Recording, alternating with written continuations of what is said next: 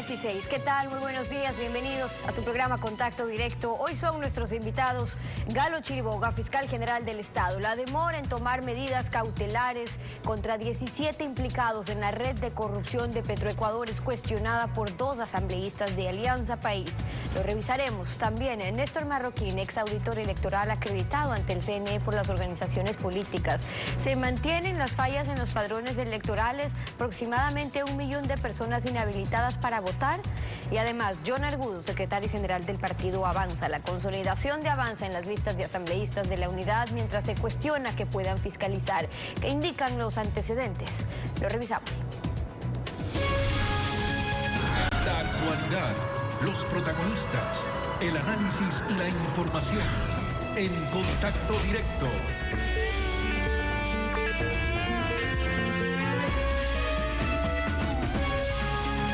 ¿Qué tal, Alfredo? Buenos días. ¿Cómo te va? Muy bien, Estefi. Buenos días. Buenos días a todos.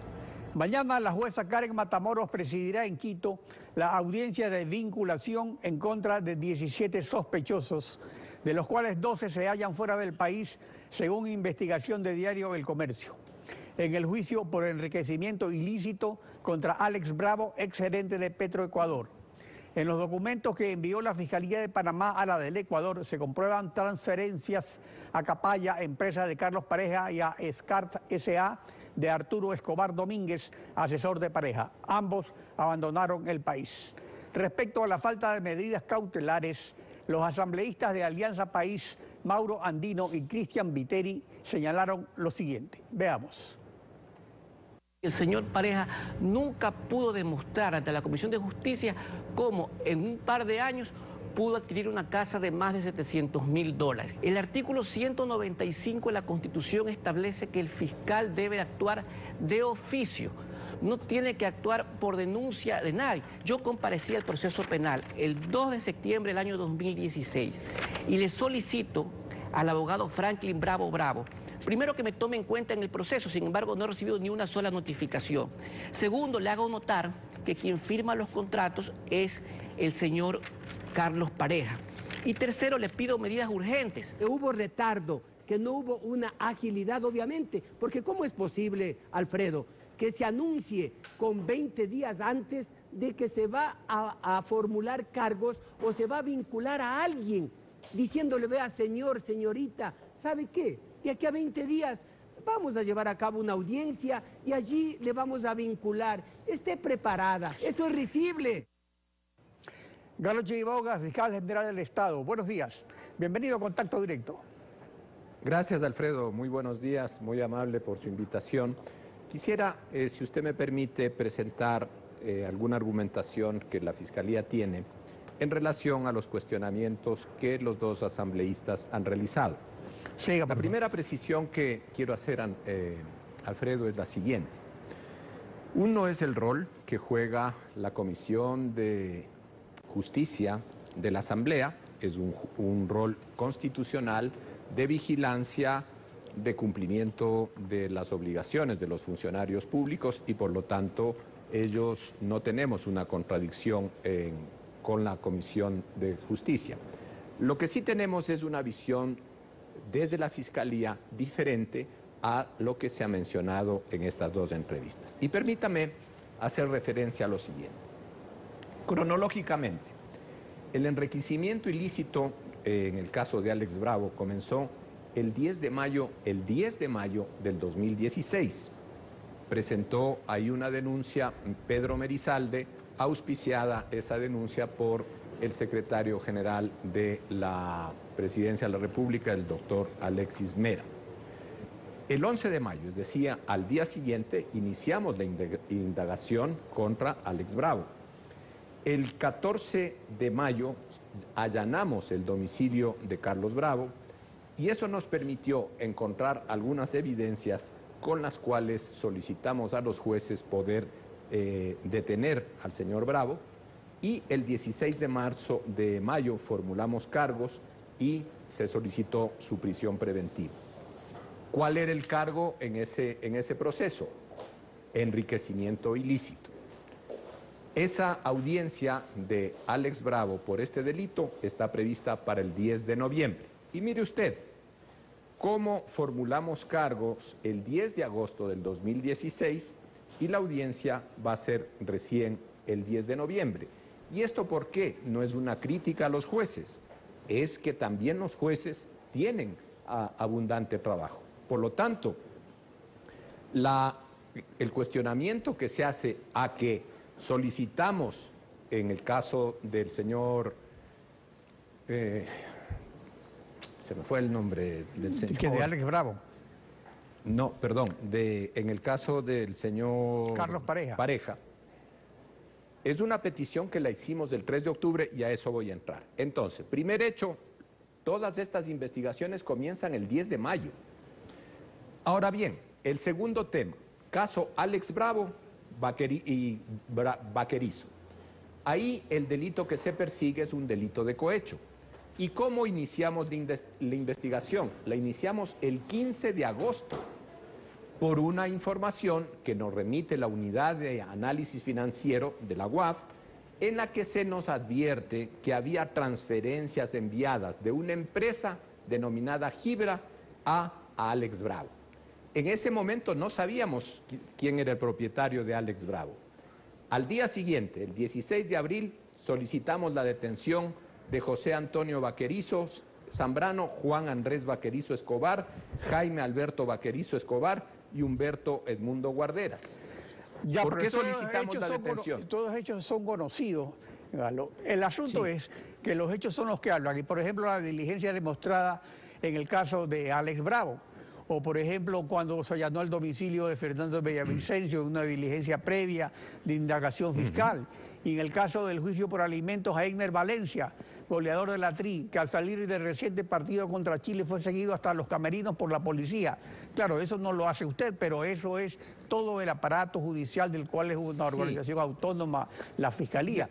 Entonces, ante esta situación, ¿se justifica esta lentitud en el más grande caso de corrupción de la más importante empresa estatal del Ecuador, sea de parte de la Fiscalía, sea de parte de los jueces? Alfredo, permítame concluir, porque es importante que precisemos las fechas, es muy importante precisar las fechas. Le decía que nosotros ya hicimos una gestión en Panamá y recibimos el 29 de septiembre,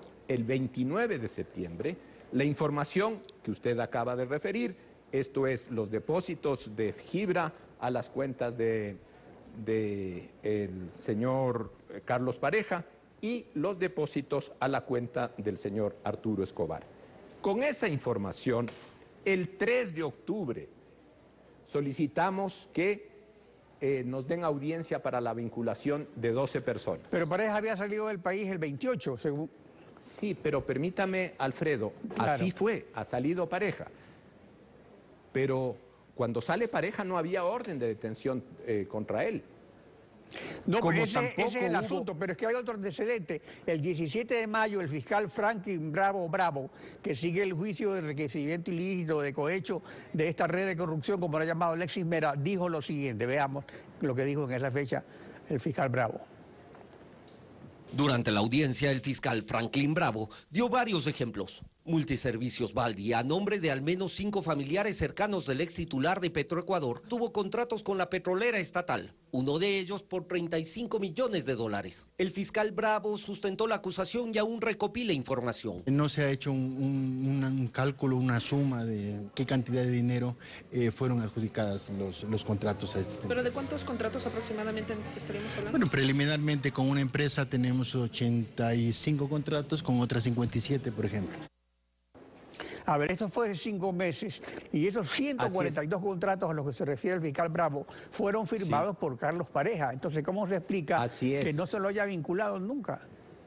Vamos a explicarlo por qué, Alfredo. Porque esos contratos están en la órbita de un análisis que está sometido a informes de Contraloría, porque se presume la comisión de un delito de peculado.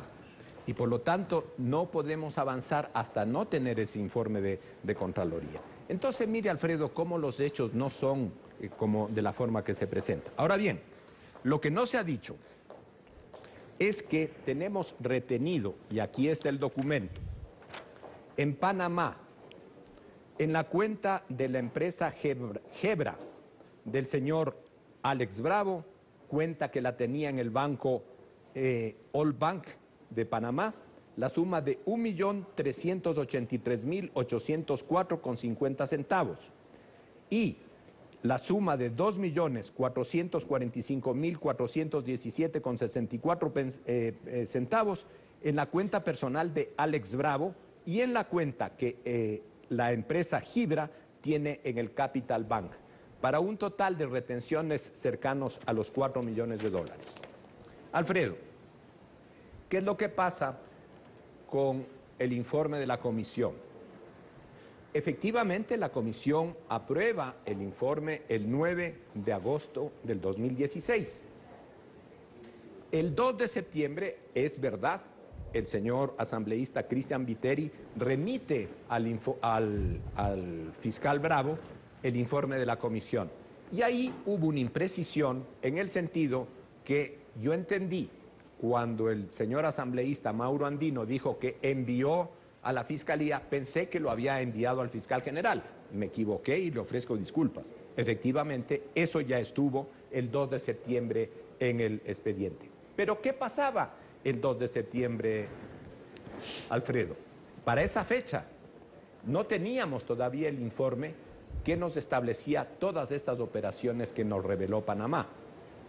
Y por lo tanto, se menciona en el informe preparado por la comisión que efectivamente hay operaciones de bienes, de contratos, y todos estos son por un delito supuestamente de enriquecimiento ilícito, para el cual también requerimos del informe de indicios de responsabilidad penal. Ahora, pero el asunto es que todo esto conforma como una gran red de corrupción, como lo dice Alexis Mera, y respecto a los alcances y organización de esta red de corrupción, el presidente Rafael Correa y el asambleísta Cristian Viteri indicaron lo siguiente. Veamos lo que dijeron ellos.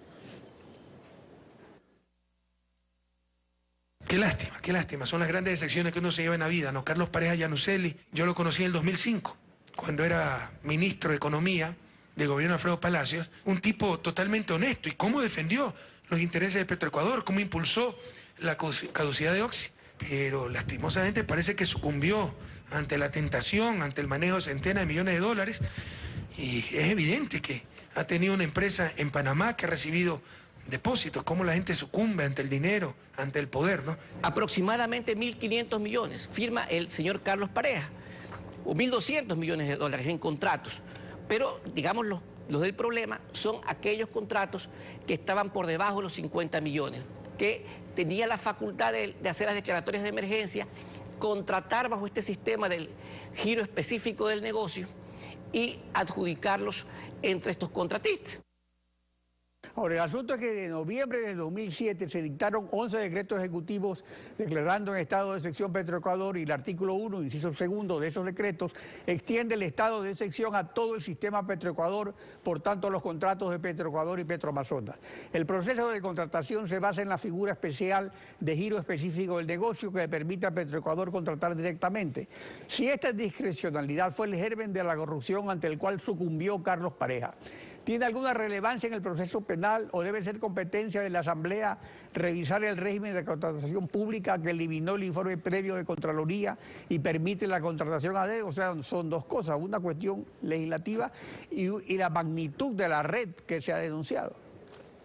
Alfredo, el presidente de la República, los funcionarios de la función ejecutiva están absolutamente conscientes de la gravedad de estos hechos, y por eso ha sido su papel tan activo en la ayuda a la Fiscalía para perseguir estos delitos. Es más, el vicepresidente de la República, el 5 de octubre, en una rueda de prensa que da con el doctor Alexis Mera, reconoce el eficiente trabajo que hemos venido realizando. Y sobre el tema fundamental que usted plantea, Alfredo, esos contratos están en revisión. Es que no podemos meter todo en un solo saco. Los temas de peculado están siendo materia de revisión. Y quisiera decirle sobre las críticas de la salida del señor Pareja. El señor Pareja salió cuando no había una orden de detención contra él, pero sin embargo nunca se criticó la salida del señor Villavicencio, teniendo una sentencia condenatoria en su contra. Se ocultó y evitó cumplir su sentencia. nadie dijo nada, o muy pocos dijeron algo, cuando el señor Washington Pesantes, ex fiscal del Estado, cuando no era fiscal general del Estado, dispuso que se limitara, se suspendiera la vigilancia a los hermanos Isaías, como lo denuncia el doctor Juan Ahora, pero en el Fanconi caso de en un libro. Villavicencio era por un asunto de injuria y en el caso de Pareja es por 1.500 millones de dólares. Alfredo, los delitos son delitos en cualquiera de sus manifestaciones. Y tanto en el uno como en el otro hay una sentencia condenatoria que debe ser cumplida. Sin embargo, esta persona evadió la responsabilidad de conocer. Y solamente para recordar casos históricos, ¿no? Hubo un ex vicepresidente de la República que, teniendo orden de detención, tomó una avioneta y salió para Costa Rica. Bueno, en efecto, este es un caso que recién está comenzando y va a haber muchas más cosas que descubrir seguramente. ¿Te acuerdas cómo van llegando los documentos? Alfredo, lo que sí quiero pedirle a usted, a través de su medio de comunicación, es que el país confíe en el Estado de Derecho, confíe en la Fiscalía y que en estos procesos estén donde estén estas personas, muchas de ellas en los Estados Unidos. Esperamos que la respuesta de ese país sea consecuente con los problemas que el Ecuador afrenta en este campo. Galo Chiriboga, fiscal general del Estado. Gracias por acompañarnos en Contacto Directo. Gracias, Alfredo. Estefi. 7:17, una pausa y al regresar ya está en nuestros estudios Néstor Marroquín, ex auditor electoral acreditado ante el CNE por las organizaciones políticas. Las fallas en los padrones electorales técnicamente pueden prestarse para manipulación de resultados. Lo vamos a examinar al regresar. Quédese usted en nuestra sintonía. Ha habido falta de transparencia en la contratación pública, el endeudamiento, las estadísticas de endeudamiento y empleo. Un gobierno debe ser transparente, pues el dinero que maneja es de todos. Lo escribe Alberto Acosta Borneo en la revista Vistazo, que circula desde hoy.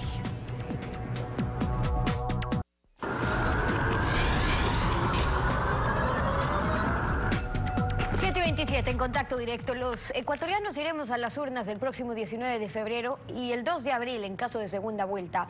El CNE aprobó el 4 de octubre el padrón electoral con 12.800.000 personas habilitadas para ir a votar.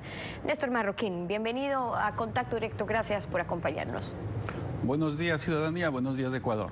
Usted tuvo su experiencia como ex auditor en el Consejo Nacional Electoral, parte de organizaciones políticas de concertación específicamente. El 4 de octubre fue aprobado ese registro electoral y sobre ese tema usted ha presentado algunas observaciones. Primero, desde esa experiencia como ex auditor, ¿se cumplió con las auditorías, controles necesarios para saber cuál fue el proceso de elaboración del padrón? Estimada periodista, me va a permitir fundamentar un poquito, unos 30 segundos brevemente, una situación que se ha convocado hace 2 días, el proceso eleccionario. Hay un periodo de 120 días en donde el máximo dirigente, el presidente del Consejo Nacional Electoral, por estas situaciones tiene poderes especiales. En tal virtud, solamente me referiré al documento que presenté el 14 de octubre, en donde constan mis observaciones, la motivación para haber presentado la renuncia a las funciones de auditor acreditado por las organizaciones políticas, mas no podría ser tomada como una denuncia como tal, es una motivación sustentada en la técnica para afirmar lo que se afirma en ese documento. Y básicamente es la renuncia. Segundo, existe esta ley que nos impide hablar sobre estos temas electorales en este periodo. Simplemente me voy a referir al documento del 14 de octubre y deslindo cualquier responsabilidad que me pueda acarrear la utilización de las declaraciones, sea por parte de los movimientos y partidos políticos o por cualquier otra persona. Y estas respuestas, pregunto, ¿por qué? Porque a usted lo amenazaron, dijeron que el CNE se reserva el derecho de emprender acciones legales contra usted. ¿Se ha tomado ya alguna acción en su contra por las observaciones que hizo? ¿Es por eso que prefiere no hablar? Justamente el tema es que, como vivimos, no tenemos una garantía, no tenemos como ciudadanos una libertad para nosotros poder expresarnos. Yo soy una persona, yo soy un ingeniero en sistemas, cuyo título es legalizado, está reconocido por las leyes del Ecuador, porque el CNE lo que ha querido es desprestigiar el sustento técnico del documento. Quiero decirle a la ciudadanía que en mi currículum tengo 2 premios internacionales en tecnología. Quiero decirle a la ciudadanía que tengo una patente reconocida en Estados Unidos y que ha sido referida por 11 empresas transnacionales a nivel mundial. Bueno, hablemos justamente de su experiencia y enfoquémonos en lo técnico, que es lo que usted sabe, sobre la importancia de la verificación y los procesos de verificación del padrón electoral. Es importante porque no solamente en este proceso, sino antes se ha evidenciado inconsistencias en cuanto a ciudadanos fallecidos que constan habilitados para sufragar o extranjeros que constan como ciudadanos nacidos en el Ecuador. Usted también fue coordinador de gestión tecnológica en el registro civil. ¿Qué casos tenían? ¿Tenían ejemplos, por ejemplo, que se relacionen a ello? Justamente entonces, en la función que me tocó ejercer del año 2007 al 2008, por el trabajo técnico se pudo detectar estas inconsistencias y conforme a la normativa y a la parte administrativa, se notificó a las autoridades para que se hagan estas correcciones. Esta información con el informe que yo tengo, el memo 120 de marzo del 2008, que se dirigió para que se corrijan estas inconsistencias, me habilita a tener una copia de ese informe y es obvio que tengo los documentos y los números de cédula que prueban las inconsistencias. Y en esta función de auditor me permití el día 29 de marzo, en el conversatorio que tuvimos con la gente de registro civil, verificar si es que estas inconsistencias han sido corregidas o no. Y con la sorpresa de que estas inconsistencias se mantenían. Con una muestra muy pequeña, solamente para ejemplificar que, por ejemplo, fallecidos constaban todavía habilitados para ejercer el sufragio, personas que tenían doble número de cédula y otros... Acláreme esa parte, porque hay casos de personas que tienen 2 o más números de cédula. ¿Existe? Ya en las elecciones del 2013 se advirtió esto, detectaron algunos casos. ¿Qué pasó allí? Recordemos, para las elecciones del año 2009, justamente ya se le hizo conocer al Consejo Nacional Electoral esta novedad y los medios cubrieron esta situación y se verificó que existían personas que tienen o tenían la posibilidad de ejercer este sufragio al doble voto. Entonces ya es un hecho conocido y del 2009 al 2016 tampoco se han corregido estos Ahora, de datos. toda la información que usted recibió, usted advierte que podríamos estar hablando de unos 993.000 registros que podrían tener inconsistencias y de ahí la preocupación de que puedan ser utilizados para favorecer una lista. ¿Cómo llegó a esa cifra? ¿Esa información es la que le entregó también al Consejo Nacional Electoral? ¿Qué pasó allí? En el caso particular, el momento que se evidenciaron que las inconsistencias estaban presentes, tuve la buena voluntad de entregar la información a la gente del Consejo Nacional Electoral para que a su vez le entreguen a la Dirección de Registro Civil y hagan las correcciones. Desconozco si es que se hicieron o no se hicieron las correcciones. El numérico que tenemos, 11.867 personas en condición que tienen doble cédula. 519.000 números de cédula faltantes y aproximadamente 450.000 personas que estarían en una condición particular o fallecidos, es un dato indeterminado, ciudadanos extranjeros que tienen cédula de identidad ecuatoriana y ciudadanos que tienen la cédula caducada. Pueden estar en este grupo de personas migrantes que salieron de alguna forma fuera del país, no registrada, y estos datos sumando efectivamente dan aproximadamente 990.000 números de cédula, que versus los 12.800.000 aproximadamente ciudadanos habilitados a votar equivalen al 7.75%. Por eso es importante la verificación que deben poder hacer las organizaciones políticas, los auditores o quienes fueron justamente nombrados como auditores. Hace poco se aprobó el padrón electoral con estos 12.800.000 electores y eso no contó con la presencia de auditores acreditados por las organizaciones políticas. Efectivamente. Nosotros, mediante el reglamento que se emitió por parte del Consejo Nacional Electoral para hacer estas auditorías, esperábamos estar presentes al momento de la generación del registro para el registro electoral y poder verificar si las novedades que se pusieron en conocimiento en su momento han sido corregidas. No nos han permitido hacer esto y no es con el afán de que tengamos que nosotros autorizar o no, simplemente en la función de deudores que prácticamente quedamos, dar fe de que estas cosas y no bastó están... con la auditoría que se hizo en febrero, porque el CNE pues argumenta que en febrero se hizo una auditoría, que las organizaciones políticas en ese momento firmaron que menos del 1% de inconsistencias habían encontrado. ¿Con eso no bastaba? ¿Hay que seguir acompañando el proceso de cómo se elaboró ese padrón? Bueno, las evidencias demuestran que existen inconsistencias. No podemos dar fe de que hayan sido corregidas. Entonces, a las organizaciones políticas les corresponde hacer esta vigilancia, hacer este seguimiento para poder garantizar su votación, si es que así ellas lo desean. Nosotros como técnicos, como ciudadanos, como personas de buena voluntad, lo único que queremos es que las cosas se hagan bien. Y esa vigilancia, ese control y veeduría está garantizada también en legislación. Néstor Marroquín es auditor electoral de las organizaciones políticas, acompañándonos hoy aquí en Contacto Directo. Gracias por haber estado con nosotros. 7:36, una pausa y al regresar, John Argudo, el secretario general del partido Avanza. Los movimientos en los diferentes frentes antigobiernistas en la mesa de la unidad Avanza se consolida en las listas de asambleístas, se cuestiona su posición de fiscalización y hay brotes de desafiliaciones. Lo vamos a revisar al volver. Quédese usted en nuestra sintonía. Varios movimientos terráqueos de regular intensidad sacuden la arena política. El Frente Gobernista Unidos ha expulsado a Centro Democrático de Jimmy Jairala por su apoyo a la candidatura de Paco Moncayo, mientras la mesa fundadora de la unidad se desmembra por el alejamiento de Mauricio Rodas y Paul Carrasco, que respaldan a Guillermo Lasso. Entre tanto, en la unidad del partido Avanza se posiciona con Ramiro González para encabezar la lista de asambleístas nacionales. Mientras Concertación de César Montúfar impugna a González porque no garantiza fiscalización y dentro de Avanza se anuncian desafiliaciones, luego de la resurrección de la izquierda democrática. Está con nosotros John Argudo, secretario general del partido Avanza. Buenos días, bienvenido a Contacto Directo. Buenos días, Alfredo. Un saludo cordial a usted y a todos los ecuatorianos.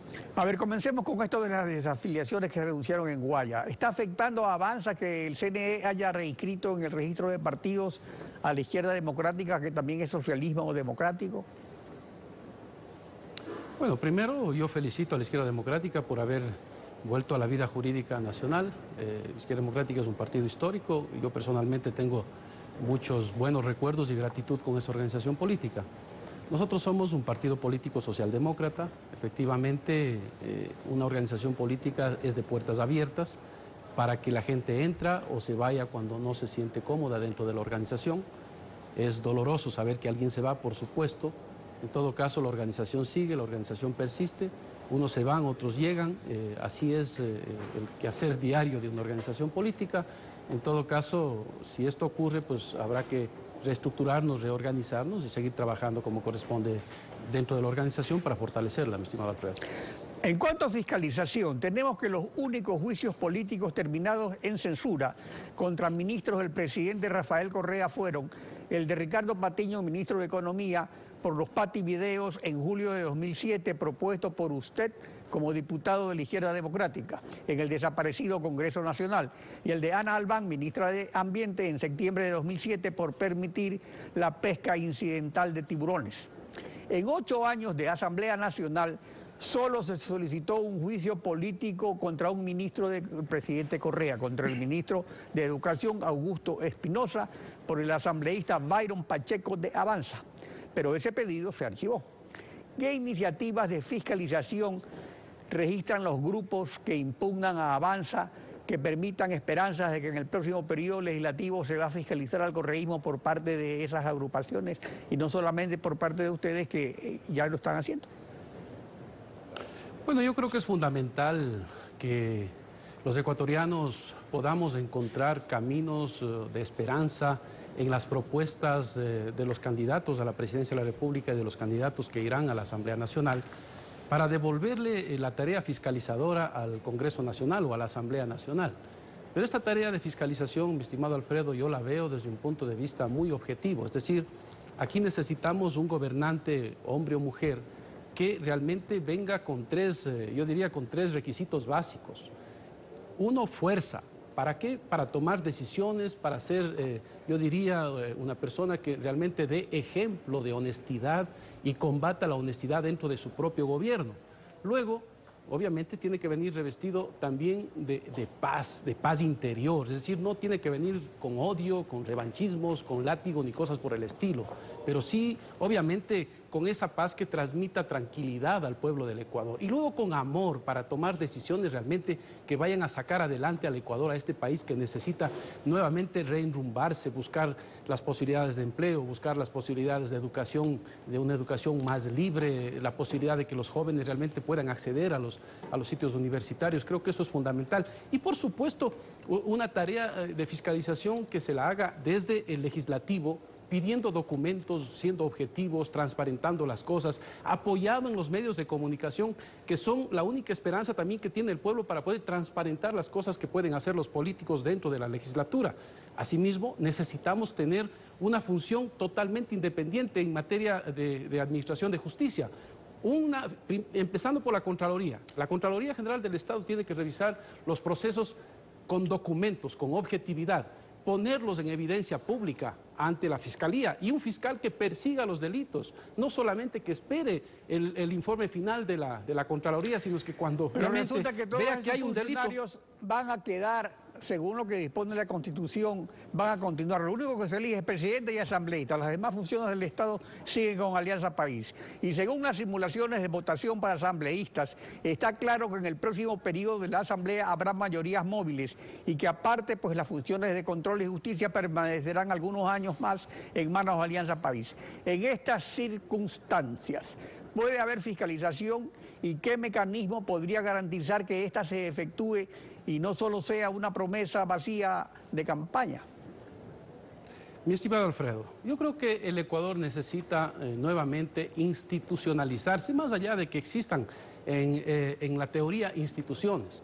Para eso, por lo menos yo considero desde el punto de vista jurídico, lo que se tiene que hacer en la próxima asamblea es establecer una especie de comisión de redacción de un texto completo de reformas a la Constitución de la República. Fíjese lo que está pasando con los... Pero redactar solamente el texto, pero ¿cuándo lo van a aprobar? Pues el problema es ese, los mecanismos anunciados por los candidatos presidenciales no gobiernistas son una consulta popular que declare cesantes a los funcionarios de control, o una consulta popular que suprime el Consejo de Participación, o una consulta popular que autorice a la Asamblea a aprobar por simple mayoría reformas a la Constitución. Ahora, ¿son viables esas consultas de acuerdo a la Constitución de la República o van a ser objetadas por la Corte Constitucional según lo que establecen los artículos respectivos de la Constitución?